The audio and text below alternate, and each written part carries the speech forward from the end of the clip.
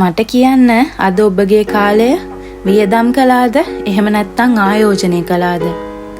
ඔබගේ උත්තරේ ආයෝජනය කළා කියන එක නම් ගොඩක් හොඳයි. ඒ වුණාට බොහෝ පිරිසකගේ උත්තරේ මං ඒක වියදම් කළා කියන එක. මං කියනවා කාලය දියමන්ති මුතුමැණික් වලට වඩා වටිනවා කියලා. ඇයි දන්නවද? දියමන්ති මුතුමැණික් නැති වුණොත් අපිට උපය ගන්න පුළුවන්. ඒත් ගෙවි ගිය කාලය නැවත අපිට උපයන්න බෑ. ඒකයි හේතුව.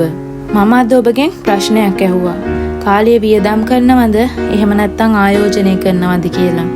මේ ප්‍රශ්නේ ඔබගෙම දවස ගානේ ඇසිය යුතුයි.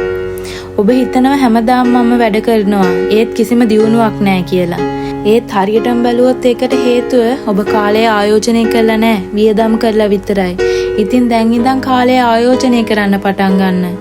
මොකද ගොවියෙකුට බීජ වැපිරීමට තියෙන කාලය මගහැරුණොත් අස්වැන්න මගහැරෙනවා. ඒ වගේ තමයි ඔබගේ කාලය නාස්ති කළත් ඔබගේ සාර්ථකත්වය ප්‍රමාද වෙනවා. ඉතින් රන් රිදී මුතුමැණික් වලට වඩා වටින කාලය ඔබගේ සාර්ථකත්වය වෙනුවෙන් ආයෝජනය කරන්න.